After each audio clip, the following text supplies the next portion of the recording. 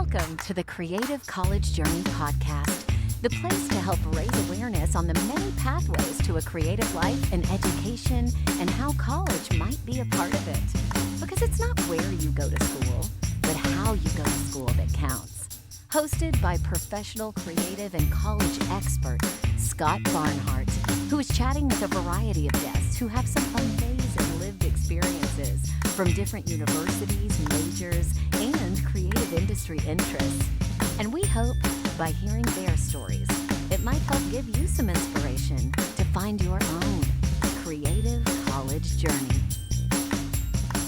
I am thrilled to welcome and have a conversation with my next guest today. That is Jordan Spena, who is a graduate of the Orange County School of the Arts, where I met Jordan as an auditioning eighth grader transferring to the musical theater department from production and design. Very Krista Rodriguez of you, Jordan. And Jordan is now a second semester freshman currently pursuing a BFA in musical theater from Texas State University. Ever since he took his first ballet class at 5 years old, he has become a strong advocate for the autonomy of artists, believing that performers have the power to create their own projects and opportunities without waiting for permission. You know, I love that mantra. I would like to add Jordan's performance of Black Stash in Peter and the Starcatcher was hands down one of my favorite I've ever witnessed at the high school level. Outrageously funny. Also, Jordan's passions include his dog, Crocs, and the binge watching of Buffy the Vampire Slayer. So, welcome to the Creative College Journey podcast, Jordan Spena. Hi, Jordan. Thank you. Hi. I love those deep cuts you made to my past in high school. That's traumatizing and hilarious. So, Jordan, give us a little quick update. Give us an idea of where you are right now, literally. How are you doing right now? I know you're in the middle of a semester. And give us a little insight of how you identify creatively and how that relates to your time at Texas State right now. Sure. Well, I mean, actually, the entire sort of teaching mentality that they have here at Texas State is that we, as artists, put ourselves in a box far too much. On the first day, I remember we were having this conversation with Caitlin Hopkins, and she was saying, are you a dancer first? Are you a singer first? Are you an actor first? And then we all answered, and she said, great, well, you're none of those things anymore. You're a multifaceted human being. Our final, by the way, in her class is go out and have a life. Like you have to write an essay about something completely not musical theater related that you did, which is, I think, an invaluable lesson. I love that. I love Caitlin Hopkins. Oh, I'm a big fan. She's an entrepreneur, small business owner, queen. But yeah, no, I'm doing really well. I'm adjusting to being out here sort of by myself without my parents doing everything for me. So that's been fun. Yeah, it's really busy. People said that high school was going to be harder than college. That's a lie, but I'm having lots of fun. oh, wow. That's actually surprising. You're finding this more, is it more rigorous or is it just like the sheer amount of time you're spending on different classes and projects? I think it's more rigorous, but it's also, I mean, I said that in a sort of shady way. It's all things, I've realized that the difference is that it's more work, but it's all stuff that you actually want to be doing, even though you sometimes forget it. Like, oh, I have to read another 5 chapters of audition, but then you realize that you signed up for this. That And that it's- is in fact the contract. Yeah. That is what you're paying for.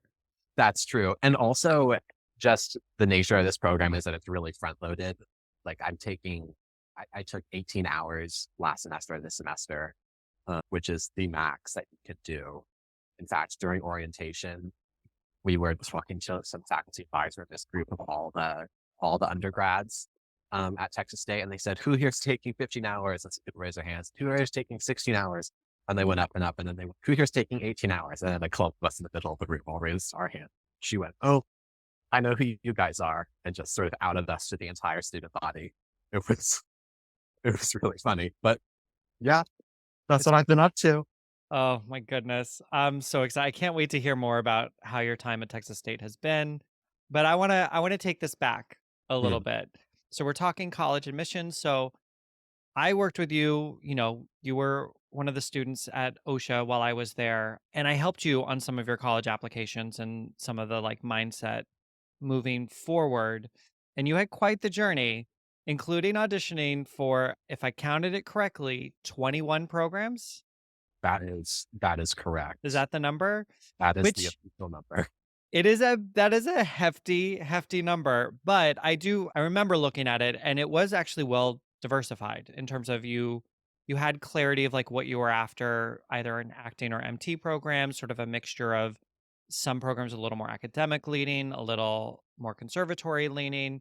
So you had a lot, and you had a lot of like really competitive reaches. You had some great targets. So I will say, while 21 was a lot, it seemed to make sense for you. But can you tell us a little bit about that decision-making process of building out that list and maybe part of your journey that landed you at Texas State? Sure. Well, I mean, I could speak for probably weeks about how sort of convoluted the musical theater college edition machine sort of is.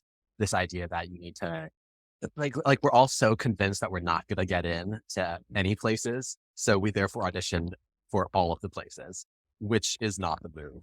But I also, you said that I knew what I wanted, but I think the reason that I auditioned for so many places is because I really was not sure. Because Hmm. I think, as you said, I auditioned for I think 11 like musical theater or acting programs, and the rest were all liberal arts. And I think I would have been happy at either one. And it was just a decision of like, well, let me just apply to all these different things, and whatever I get into is the path for me. Which I don't even know if that was the right mindset either, but it ended up being, I think, fine.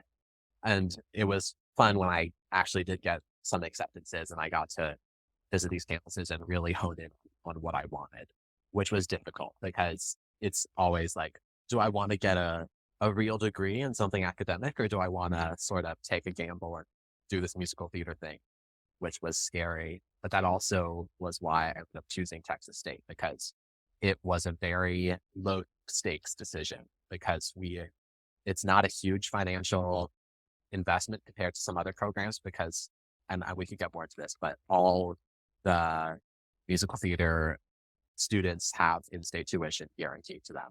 And if you can get an academic scholarship and basically go for free, which is what a lot of people do. So I It's didn't feel like I amazing. was right. Yeah. So I didn't feel like I was giving up some sort of like vital gland to go here. I was just having some fun and going to Texas. Which then allows for more exploration. The idea that you're not, I talk a lot about this, the idea that those financial decisions can give you freedom, Hmm. freedom of exploration, freedom of expression. Like that's really, really powerful. So I love that finances sort of helped. And I think your journey is really unique because I think there are a lot of people who are like, well, I haven't been to college, so I don't actually know what I want out of college. Right? Like, I don't know if I would like a more conservatory, leaning training versus a more academic. I might like both. And Jordan Smina, I can say pretty easily, will be fine in either, would like either, would make something out of either. So I think for students like you, it is honing in, starts to get really scary. The idea of like saying no to options can be really anxiety producing. Is that accurate? That's true. Because again, it just goes back to this whole dumb fear of, what if I don't get into all these places? I told myself that I didn't care if I was going to go to, a conservatory program or a liberal arts program, a big city school, or like a school with a campus, because I just didn't know, because I haven't been to any of these places. So how could I? Um, but then when it got down to it and I started visiting these schools that I'd gotten into, I realized like, oh no, I actually really do care if I have a campus. And I do think that I want to be able to study outside of school theater uh, with other classes and stuff. So it's something that I don't even know if I really could have narrowed down at the time, but it is definitely a fear thing. I mean, I know there are kids in this program who apply to like about 40 schools. So I don't even think that I'm too crazy. Uh, 40, 40. 440, like just under 40. It's wild. It It's is really wild. And I have thoughts and opinions. I'm sure. Uh, but Jordan, I think you had something really interesting happen, and I think it's a really great example for a lot of other people. This idea of like allowing the process to inform you, right? Allowing, like, because I do feel like you did know what you wanted. You really did. And it was a relatively wide net. But then as you got closer to the decisions, it became super clear. Like, it actually wasn't a hardship to try to figure out which was gonna make sense, and I think you had clarified your buckets. You had clarified your ideas of, like, what needed to happen in order for you to make this investment, and it sounds like financial decisions were huge, Absolutely. uh, level of training really mattered. Geography maybe didn't matter as much as campus life. And I'll say that, like, you know, many people don't imagine San Marcos, Texas as being like the hotbed of musical theater activity. And yet, And here we are. Go on TikTok for 10 minutes and you'll quickly be proven wrong. yeah, exactly. And I Uh, mean, I remember back in my day, it was like the idea of like, I remember someone telling me offhanded again, this is like back in the olden days where we didn't have websites to check information. right. Someone being like, "Oh, I hear University of Michigan has a great musical theater program." And I said, "Like, I'm gonna go study musical theater in Ann Arbor?" Literal words from my mouth. I remember my mother saying the exact same thing, like the exact same words. She's like, Michigan for musical theater. And she also, like, my grandparents both taught there. Like, we should know. We should know that Michigan's a big program, but we didn't. It's wild. It's crazy. So, this idea that you landed at Texas State doesn't really surprise me in the sense that, like, because you were actually clear about your buckets and maybe not knowing how the buckets were gonna line up, um, once they did line up, you were ready to go. Because I feel like your commitment process was relatively easy. Yeah. I think even once I got into schools, I still was convinced that I didn't know what I wanted. And at the end of the day, it sort of narrowed down perfectly to like a musical theater program, an acting program, and a liberal arts program. So it wasn't even deciding the school, it was sort of deciding like the life path that I Yeah. wanted to take, which was an insane thing to realize. And I remember having one of probably the worst travel experiences I've ever had going to visit these schools. Like, we were trying to get from New York to Ohio, and our flight got canceled. So my mom and I were sitting on the floor of LaGuardia at 4 a.m. just sobbing because our plane was canceled and there were no other ones.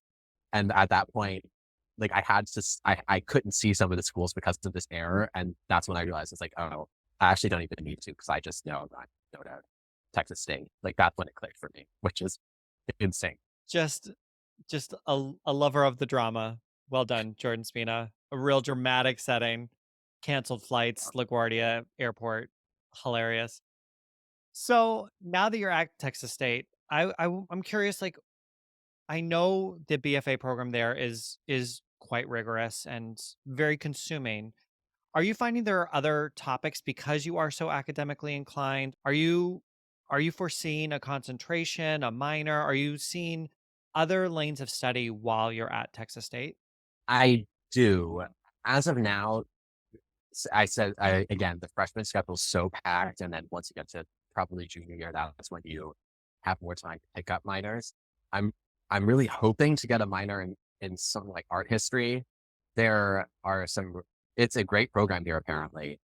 I will say that I also am in the honors college, which is probably one of the greatest parts of this school, I would say, because the classes are so incredible. Like, last semester, I took a class called Nonviolent Social Change, and it was all about like nonviolent approaches to getting things done. And I wrote like a 20-page research paper on this group of nuns called the Sisters of Perpetual Indulgence. It's like a bunch of drag queens who go around sort of like undoing queer shame. And I just got to do that, which is insane. And this semester I'm taking a class called Memoirs from Off the Neurodivergent, which sounds very fancy, but I I feel so lucky that I get to take these classes and I get to continue to explore, even though I sort of decided on one path. But I can take a little fork in the road too. I love that. And, it's those classes, I truly believe, this is my own hot take, that those are the classes that make you a better actor. Those are I the agree. classes that make you a better singer. Those are the things that really prep you for a creative career because the training is needed, but it's often very surface level. Right. The idea of getting into how to use your creative mind in a way that stokes interest, it helps make opportunities for you. That's For so sure. exciting. I want to take that class. It's awesome. It's a lot of reading, but I'm getting it done. And you can't be an actor without knowing how to be a person. So Ding, that's ding, auto here. ding.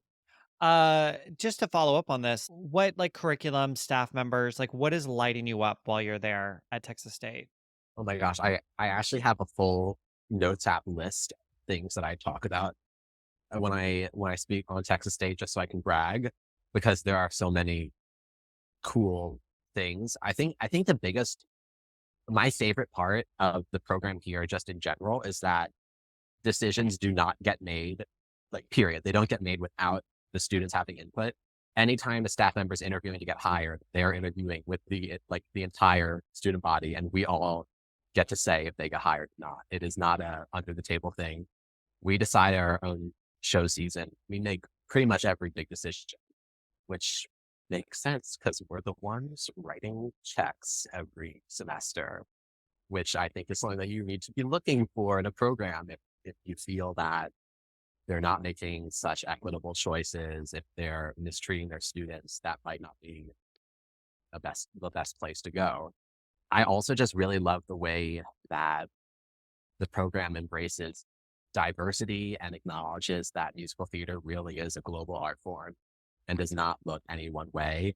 We just had a speaker in a few months ago who spoke all about like voice pedagogy for trans and non-binary actors, like voice feminization, voice masculinization, and how you sound can affect your self-perception and why that's such an important issue.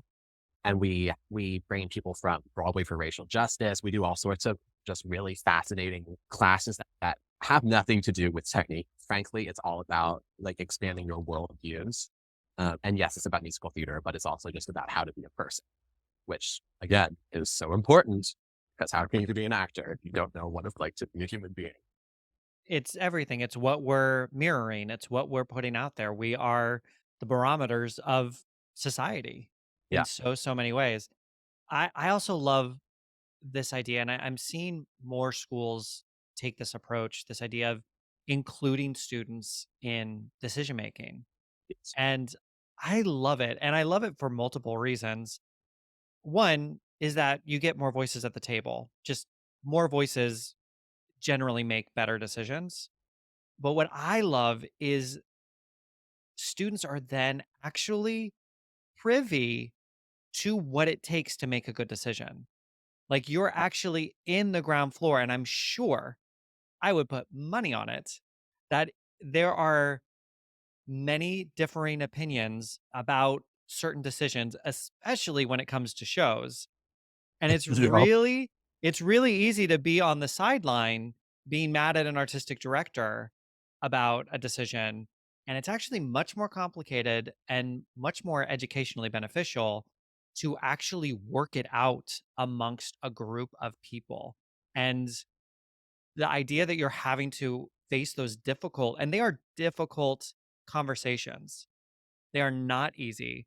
I would imagine that is amazing experience for a young artist to then actually walk into the world going like, "Oh, I understand why the school made this decision. I understand why we as a collective made this decision. It may not have been the decision I would have made by myself, but as a collective, I now understand why we're doing this show rather than that show."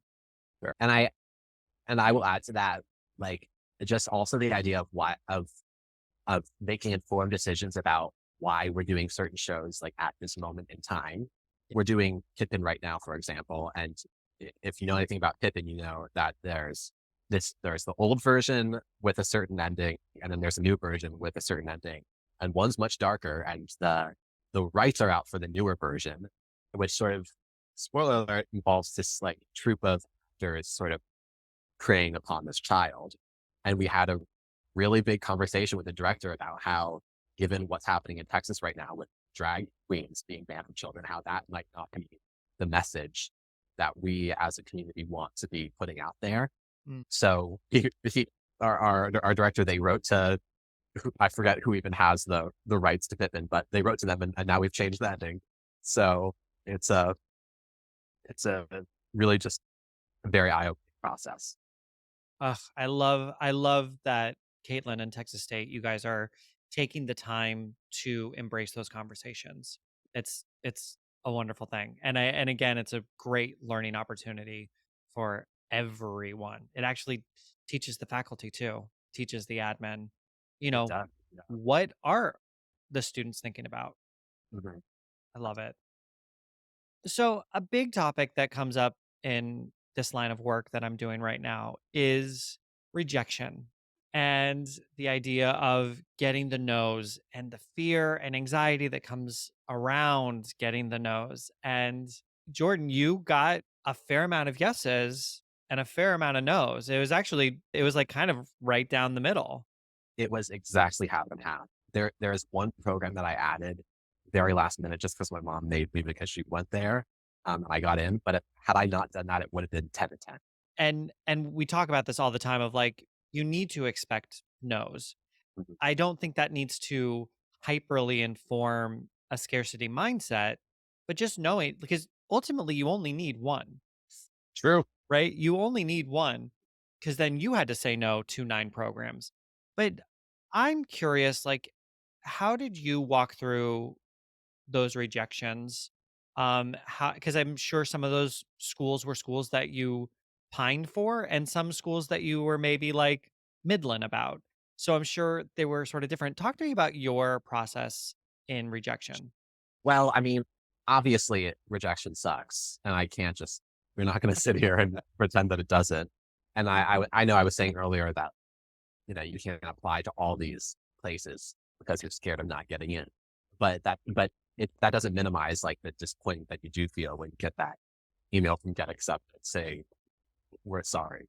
But I, again, I knew, my parents told me that there were going to be a lot of no's. It's something that you have to get good at if you're going to be in the performing arts anyway. So think of it as that you're training. And also, you don't want to get into all the schools because then when you have to go visit them, you're going to be spending thousands of dollars on airfare. So think of it that way. But I vividly remember, I don't know, the colleges, they must have some sort of group chatters because I got 5 rejections in one day. They planned it. Ugh.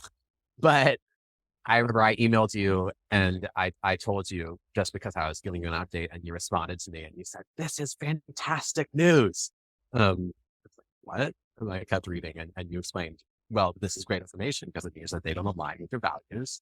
And now you can just get on with your life and stop doing hypotheticals, which, yeah, you don't want to end up in a place that you find out too late isn't where you want to be. And that's just, that is a really important bit of information. And it's a service of those schools to actually tell you early on rather than having you end up going there and hating it. Because that is a real waste of money. 100%. This idea that it is just data. It is just information. And you're looking for people who are as interested in you as you are in them. Right. It's like, I guess it's like dating in that regard. Ultimately, you really are just looking for matches. And the schools get to say, yeah, maybe this isn't a match. And what I know to be true, it's rarely about talent because the talent is always in surplus. There are really talented humans out there. And it's sort of aligning the talent, the spirit, the mission, the mindset to the institution. It really talent is a pretty weak decider for a lot of schools in terms of yeses or nos. And that's something that I've also been thinking a lot about how this idea of, and again, it goes back to this whole concept of it being a really expensive thing to try to get a degree in musical theater before you even get to the school. Because the quote unquote talented people are the people who are able to pay for the training, who are able to pay for the, blue screen background and the fancy mic and the music video camera to do their pre-screen. And it really has nothing to do with like potential or who you are. That's an important thing to keep in mind, especially Yeah. when you start seeing like other people getting into places that you want. And it's, oh, they're not as talented. I can kick my face and they can't even get their leg to 90 degrees. It's like, well, maybe they can, but they just haven't taken dance classes since they were 5, like, because they couldn't. It's a whole conversation. Yeah, and I really do, as much as schools and admin can get a bad rap, I really do believe most heads of program are genuinely seeking potential. They Yeah, are they are in good faith, whether or not they always, act on that good faith. I really do believe they are seeking students that match their training, their options, their opportunities. And I do think with that rejection is understanding that they need you as much as you need them. They need yeah, your tuition dollars. They need, until you're admitted and enrolled, they can't access those scholarship funds that pay for their facilities and staff. Even if you're going for free, you still have to go in order for them to acquire any endowment funds. So sure. you are an important part of their puzzle of how to function as an ecosystem, which is so fascinating that I think we often think as an applicant, we're just sort of like, I just need the acceptance. I just need the yes. Just give me the yes. And then I'll decide. But I really like this idea of walking in with a little more agency and power. And if someone gives you a no, you move on to the next. So you just brought up finances. I love this conversation and you Yeah. gave us a little hint at this. And I know you're only 1 year in, but I'm asking a lot of people in terms of finances, do you think you're overspending, underspending, or are you getting it just right? I would say I'm underspending for it. I also don't think that that it's possible to underspend ever in college, especially with this degree, because you are knowingly entering an industry where you're probably not gonna break even for a while. So I'm hesitant to say that I'm underspending, but I I'm not gonna graduate with student debt, which is huge. I remember before I even applied to schools, you told me, you said if you graduate with, $100,000 of student debt, I will find you and I will give you a firm talking to. And perhaps I made my decision accordingly. I don't know, but that's huge. So yeah, I do think I'm underspending. I mentioned get in-state tuition if you go to Texas State and if you have an academic scholarship, which lots of people do. It's an easier number to swallow than I don't know some other schools where you're paying $90,000 a semester. Yeah. No, I think that's accurate. And it's finding those programs. And I think part of Texas State's competitiveness is honestly that package. I Yeah, think the idea that students know that that's available to them if they were to get into the program. So it's made it a very enticing place to be, even in San Marcos, Texas. in San Marcos, Texas. But I mean, I'm sure there's still all the ancillary costs, books, flights, Oh yeah, food. Yeah. So how great that at least at the baseline, the bulk of your education costs are being really well covered. And that then gives you so much freedom moving forward when you graduate. Be that go to grad school, go straight to industry, moving back to LA, moving to New York, moving to Chicago, staying in Austin, like whatever the case may be, you're not having to make decisions based on being strapped. You're making decisions based on what it is you want to be doing. I mean, also you just don't want to be going to school worrying about like how you're burdening your family. That's no way to, especially if you're getting a degree in musical theater. That can feel really just sort of depressing. So I'm very grateful that that's not something that I have to deal with. A question, did any of your AP classes transfer? Yep, all of them. So are you presumably like doing quite well in terms of credit accumulation? I think I am. I still haven't even. One thing about Texas State is the website. It's old and it's hard to get information sometimes. Got it. Yeah. But I mean, I'm going to graduate, I think. And also, even people who don't have AP classes usually do just fine. I think once you get to senior year, you actually sort of struggle to fulfill all the hours that to maintain your scholarship because it's not horrible. But Got it. I'm thankful that I have it in AP classes just because it means that I can take other courses that are maybe more fun for me, more geared towards what I'm interested I love that. I love that. So again, you're talking a lot about this BFA in musical theater and the sense that it can be a little bit of a narrow industry pathway. But I'm curious because I know, Jordan, you have like lots of interests, both as a writer, as an academic, as a dancer. You were, I mean, I know it was middle school, but you were in production and design. Like, so you're hyperly creative in multiple pots and very intelligent. Talk to me about what do you sort of see as unique pathways for Jordan Spena moving forward? But I'm curious of like what you think in 3 years' time you might be seeking and reaching for. in. I mean, not to be the cliche, but obviously for me, maybe not obviously, not everyone wants it, but for me, I would love to be a performer in some capacity. Yeah. Whether that be, doing regional theater, kicking my face on the Great White Way, I don't know, wherever my path takes me. It's not even that I feel the need to find paths that I would pursue if I didn't perform, but I'm increasingly understanding that even if you make it big on Broadway, like that probably will not be able to support you for your entire life. So I really hoping that I don't really see myself straying away from art ever, which Yeah. is the honest truth. But I would love to do more. I mean, I love to write. I love me a play. I'm hoping someday to get some of my work produced. We're actually doing a reading of one of my shows in a little while here. So there we go. Amazing. But also maybe, I don't know, directing, choreographing. I'm still into like scenic design and stuff. That production and design part of me has not left my soul yet. So we'll see if Nor that. should it. Yeah. I mean, Mr. Paul, before you came, told me, he said, the more doorways you have available to you, it means that when one opens, you can go in. Yeah. And I hear this idea of like definitely wanting to stay in the arts, wanting to pursue within it. But I love that you brought up the idea that even if you make it big, and mark my words, Jordan Spena, you will dance on Broadway. Like I have no, should that be a want of yours, that is an obtainable goal.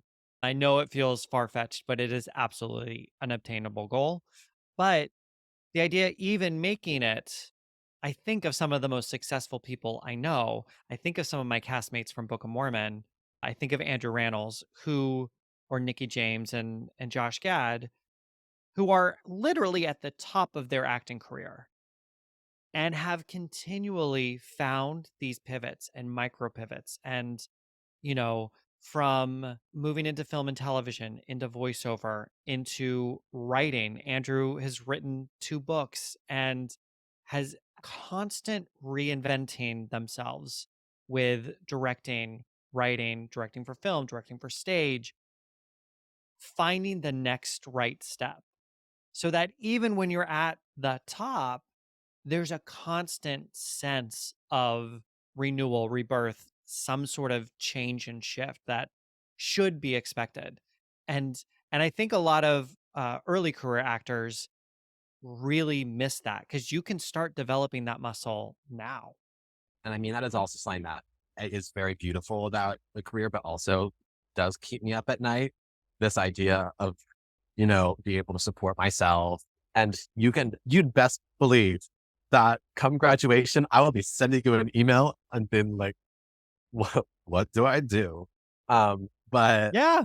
and also it's another thing that's just absurd about musical theater in general.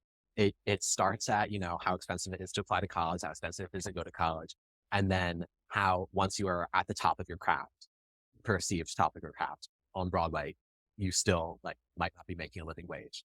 And I I think one of the things that Texas State has done is it's expanded my perception of what success is. And I'm hoping that as an industry, we're just sort of starting to understand that also theater is everywhere. It's not just in one place. And in fact, oftentimes the shows that you see on Broadway have like abusive work environments, really horrible conditions that you might not even want to pursue that. And I don't know. We'll see what happens. Yep. And Come. I think the want of having the dream is a wonderful thing. It can be an amazing true north. But what I talk a lot about is permission to also allow the dream to be in line with the adult that you are, meaning you don't have to pin your entire adult life on the dreams of a 16-year-old.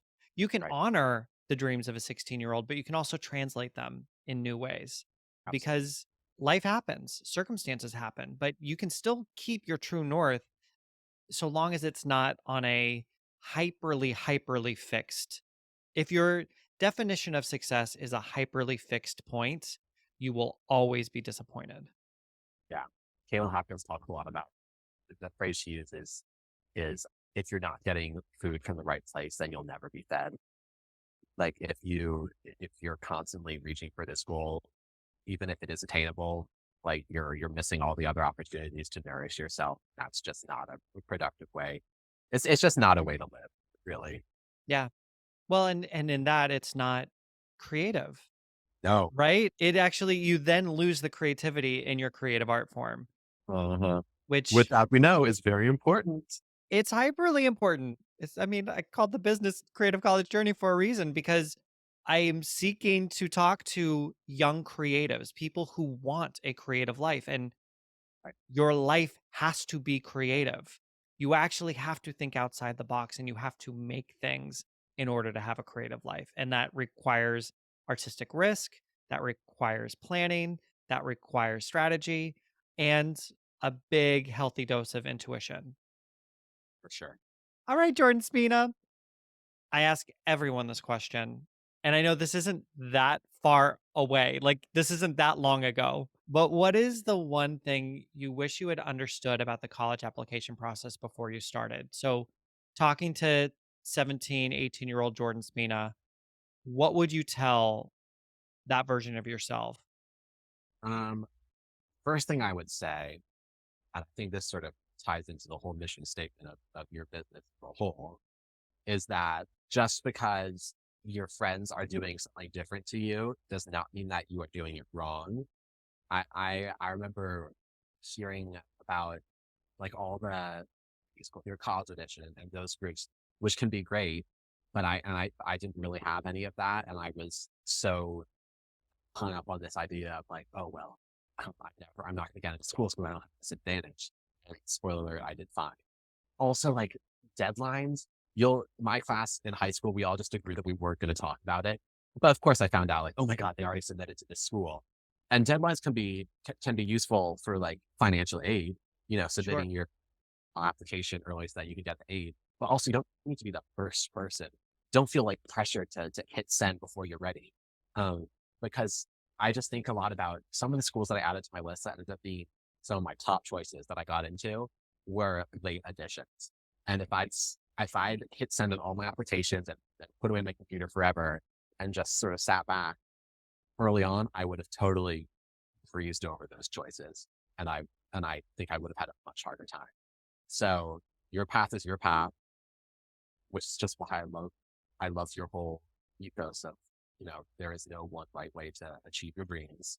And applying for colleges should not be a classist endeavor. It should be for everyone because everyone has potential and everyone's talented and everyone's beautiful human being. Don't put yourself Yes. don't put yourself against others. My gosh. Well, and truly, spoiler alert, the way towards those dreams or those goals is not actually through talent or through the institution. It is actually through your perseverance and your resiliency. So I'm going to ask a follow up question in that regard. Jordan Spina, had you gotten into zero schools, like worst case scenario, Armageddon showed up, you got zero acceptances to all 21 of those schools, what would you have done? So funny you asked this because I was thinking about that every single day from the months of, I don't know, September to February. Um, because that is, our brains, we love to just catastrophize. Yeah. We love to think the worst case scenario. And it does happen to some people. And I I just told myself if I don't get into any schools, I'll just, I don't know, just start doing it myself, like auditioning for places and and seeing what happens, like productions, not new Yeah. schools. Or also you could just apply again. And now how wonderful that you have been through the process once and I mean, maybe if you had an audition with the school and they gave you really weird vibes in the room, you know that you don't have to apply to that school again. And that's great for you to know. But also, it is a really exhausting and emotionally draining process. And I do remember thinking, I'm so glad that I did get in places because I don't think I would want to do it ever again. But if that's your path, you don't have to do it ever again. I know plenty of really successful people who are going to community college or who are just not going to school at all. And it's a very, that's the great thing about the arts, right? Is that you don't actually need a degree to get hired places. It's just based off of whether you have a passion and whether you can tell a story. A little louder for the people in the back. You do not need a degree in musical theater to work in musical theater. It is not a prerequisite. Is it useful? Sure. Can the training and the networking be great? Sure. Is it necessary? No. And that's where I love this idea of like, even if your worst case scenario happens and no schools say yes to you, the option to go to community college and transfer, the option for a gap year and reapply, the option to just go straight into industry, they're all there for you. And ultimately, your job as a young creative is to go like, well, I know if I get these no's, I'll survive. I will find the next right step for me and I will start my part of the journey. And I mean, also we say worst case scenario is not is all school projecting you. No, worst case scenario is them accepting you and going and you Well, wasting hundreds of thousands of dollars. That's worst case scenario. That would actually set you back. and if you're in a really fixed mindset and you're not actually picking up on all the cues and clues, that scenario happens more often than I care to admit. Right. That I know way too many people with multiple six-figure loans that they are contending with those choices of a slightly impulsive 17, 18-year-old. And it affects what they're able to do creatively now. And again, even that is not end of days for them. It's just it becomes something that they have to take on and consider moving forward. Yeah. I mean, it is an objectively absurd thing to ask a teenager to make probably the biggest financial decision they'll make for the next 10 years. And you just have to acknowledge that. You can't, again, it's what you said, you can't have blinders on because then you'll make a rash choice that might not actually end up benefiting. Yeah. And you want everyone on the same page. You want your family, you, the school to be in agreement about what you're moving forward. And look, if you can swing the 60, 80, 90K a year, Yeah, great.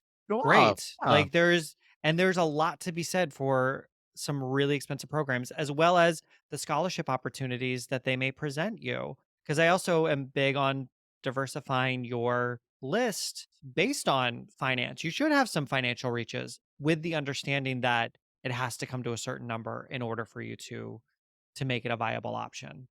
Right. So if I see 20 of those, I would red flag it. If I saw one or two of those, I'd be intrigued. Right. That's another thing that I think we love to do is just say, well, oh, if I get into this school, I'm going to go. If the time's out program, I'm going to go. It doesn't matter how much I have to spend, I'll make it work. Yeah. And I understand this want to like, and this is to the parents out there.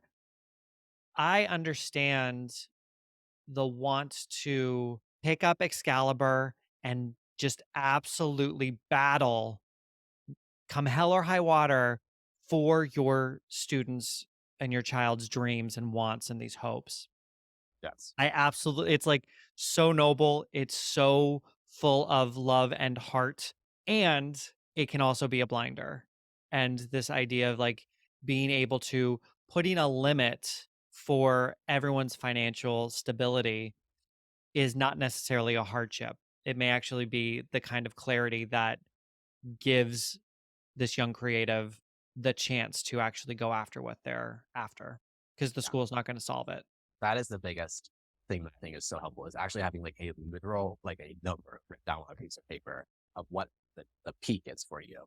not like a ambiguous, like, oh, around in this ballpark. No, like an absolute max of what you can afford, because that just makes it so much easier. 100%. Because then the number tells you what the decision is, not I'm breaking someone's heart. Right. That's huge. It's facts.